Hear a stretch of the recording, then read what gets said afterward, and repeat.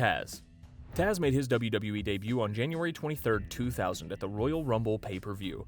In his first match, he defeated Kurt Angle, who was undefeated at the time and positioned as a future main eventer. This was a high-profile win that suggested WWE had serious plans for Taz. However, within weeks, those plans were quietly abandoned. At the next pay-per-view, No Way Out, Taz faced the Big Boss Man. Instead of booking Taz to win decisively and maintain momentum, WWE ended the match via disqualification. In WWE booking, a DQ finish is often used to protect a wrestler's opponent without giving them a real loss, but for a new talent fresh off a major debut, failing to win cleanly was a red flag. It signaled hesitation from management. Soon after, Taz was moved into the hardcore division. This division focused on no disqualification matches that emphasized weapons, short brawls, and backstage antics. It was a mid-card role designed more for entertainment than athletic legitimacy. For someone who had entered with main event credibility, it was a clear demotion. Backstage, concerns about Taz's wrestling style began circulating. He was known for high-angle suplexes, impactful throws that sent opponents landing on their shoulders or necks. Some veteran WWE wrestlers reportedly told management they didn't feel safe working with him. According to Jim Ross, who oversaw talent relations at the time, these concerns reached Vince McMahon, who took them seriously and decided not to continue pushing Taz.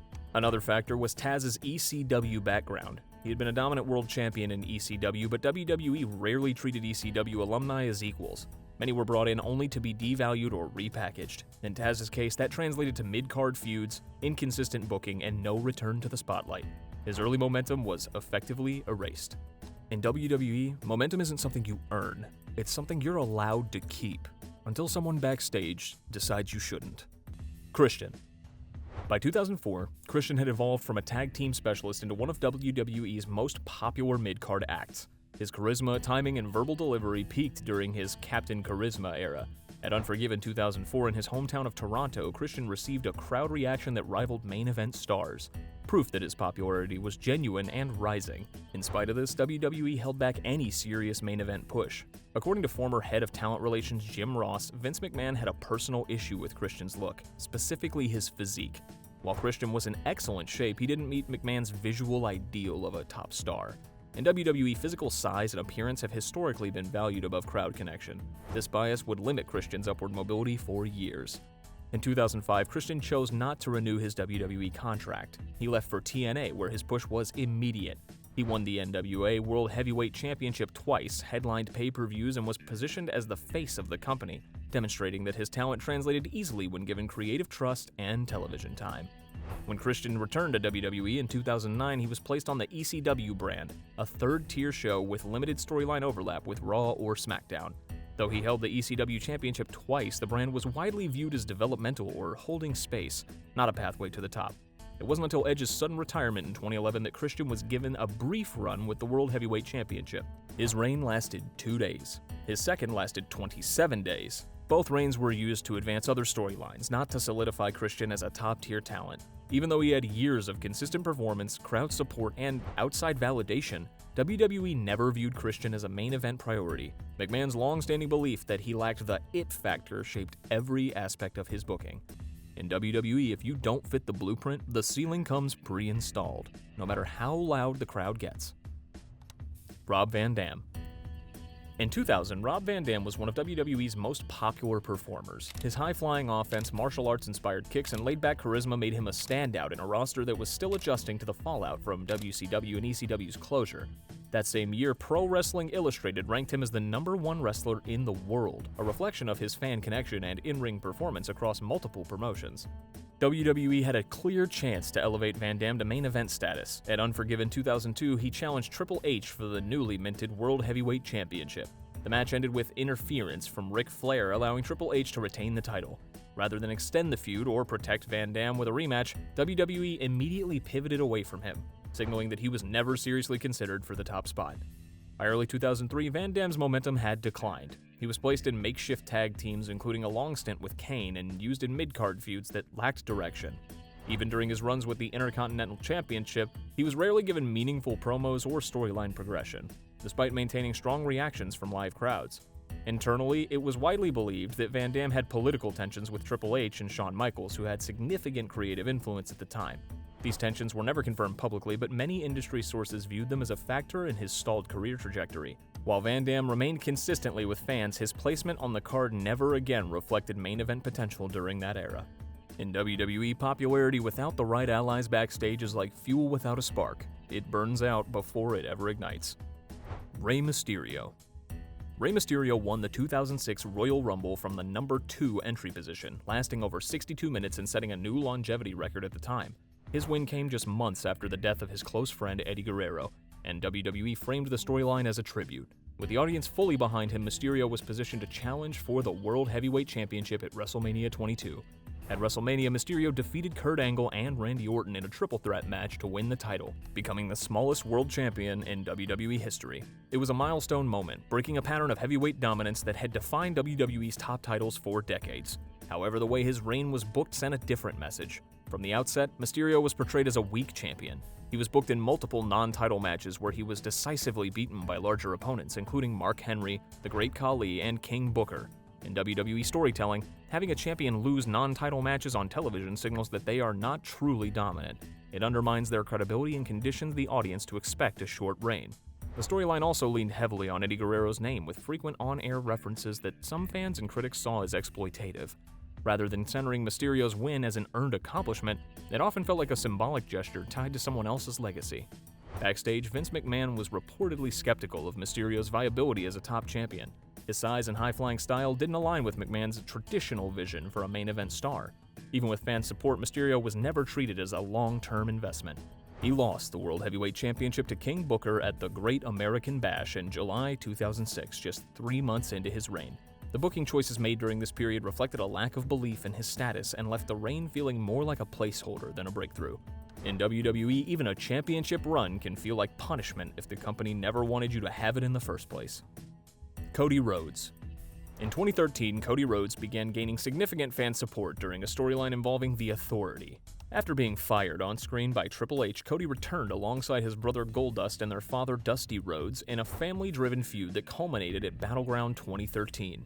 Their tag team victory received critical praise and positioned Cody as a potential breakout singles star. Instead of building on that momentum, WWE redirected him. By mid-2014, Cody was repackaged as Stardust, a space-themed character echoing Goldust's eccentricity. While Cody committed fully to the role, the character was creatively restrictive and removed him from serious storylines. In WWE's hierarchy, characters like Stardust were designed for comic relief, not championship contention, regardless of how well they were performed. Cody later revealed he pitched multiple storylines to return as a more grounded, reality-based version of himself. Each was rejected in favor of keeping the Stardust persona. Despite strong reactions from live crowds, management did not view him as a future main eventer. The gimmick functioned as a containment zone, keeping him visible but sidelined from upward movement. In May 2016, frustrated with the lack of progress, Cody requested and was granted his release. What followed reshaped his career. Cody rebuilt himself on the independent scene, helped launch All Elite Wrestling, and proved he could headline without WWE infrastructure.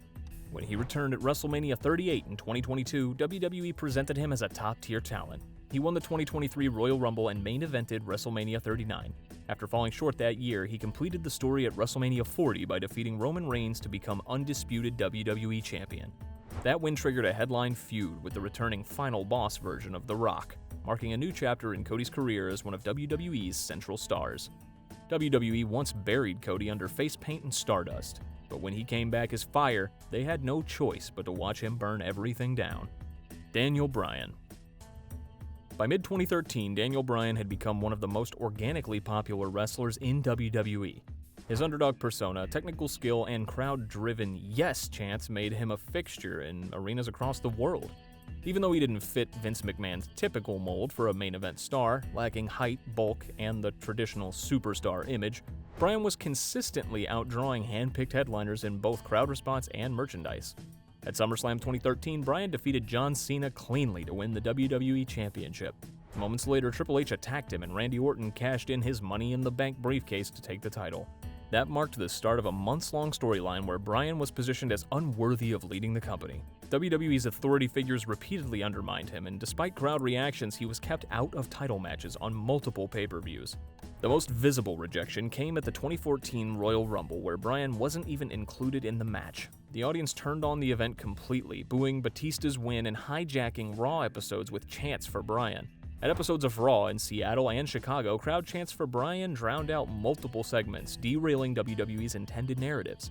Internally, there was concern that Bryan, while talented, lacked the mainstream appeal needed to represent WWE in media, advertising, and corporate partnerships. He was seen as too niche, too technical, and not brand safe compared to larger, more media-friendly stars. WWE originally planned a WrestleMania 30 main event between Batista and Randy Orton. Bryan was only added after weeks of sustained fan backlash. He defeated Triple H in the opening match and later won the WWE World Heavyweight Championship in the main event triple threat. According to producers and former talent in later interviews, this was a late-stage creative pivot, not a long-term plan. In WWE, being undeniable doesn't guarantee opportunity. It just means the company will fight harder before finally giving in. LA Knight. In early 2023, LA Knight was positioned as a mid-card heel with no major storyline direction. After a brief feud with Bray Wyatt that ended in a critically panned Mountain Dew pitch black match at Royal Rumble 2023, Knight's momentum appeared stalled. He wasn't featured in any key creative plans and was left off major cards like Money in the Bank and SummerSlam. But during this period, Knight began connecting with fans in a way WWE hadn't anticipated.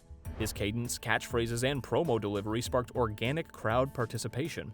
Audience chants of "yeah" and "let me talk to you" became a fixture at live events. At SmackDown tapings throughout summer 2023, Knight received some of the loudest reactions of the night, often louder than WWE's promoted top stars.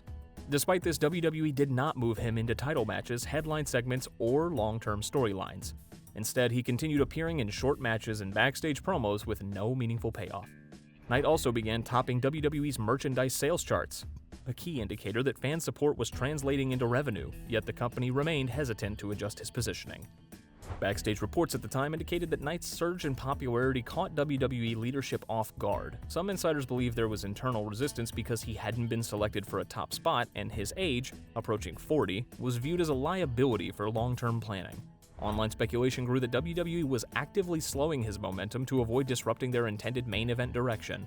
Eventually, the volume of crowd reactions and consistent merchandise success forced WWE to adjust.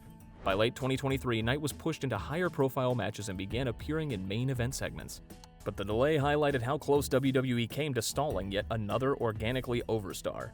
In WWE, if you get over on your own, your biggest obstacle isn't the crowd. It's the people backstage deciding whether they meant for it to happen.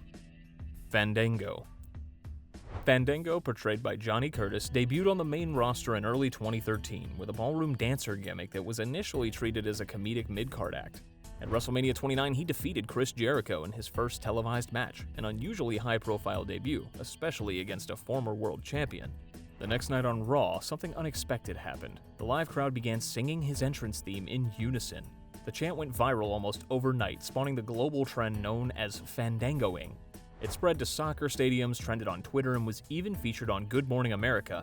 For a brief moment, Fandango was a crossover sensation, without a title storyline or promo to support it. However, WWE did nothing to build on that momentum.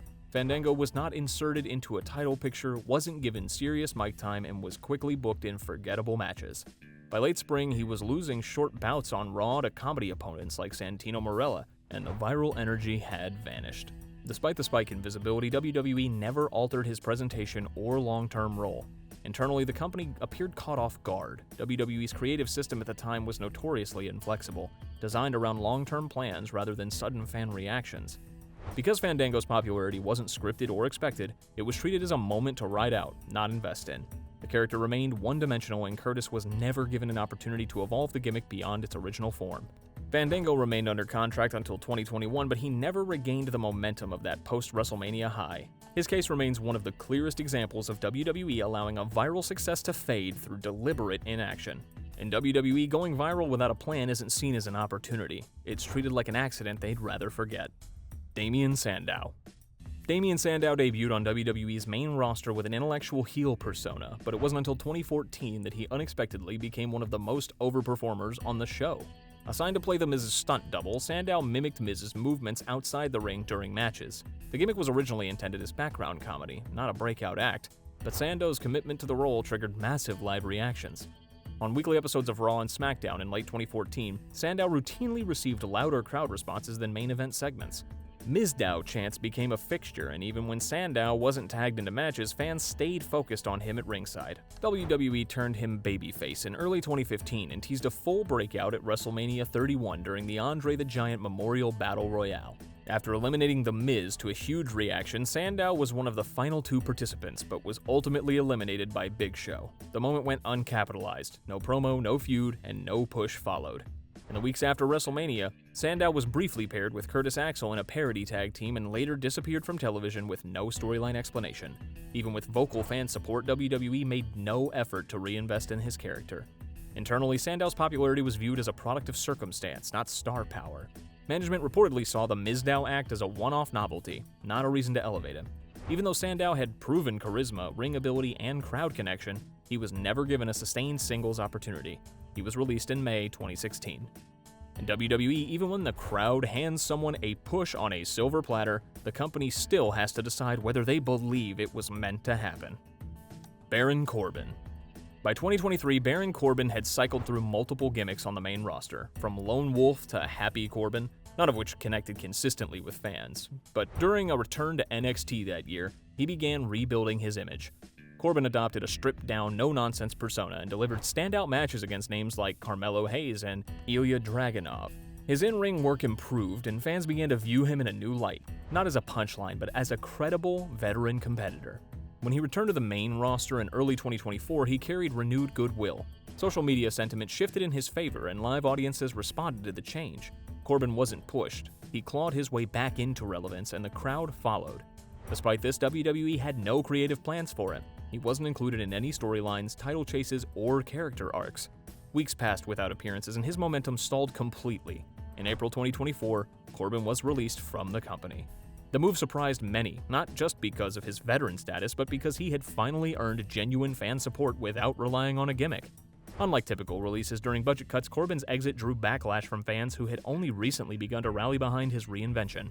The decision signaled that, in WWE, even legitimate improvement isn't enough if you've already been written off internally. In WWE, it doesn't matter how much you improve. If the company already made up its mind, it's not changing.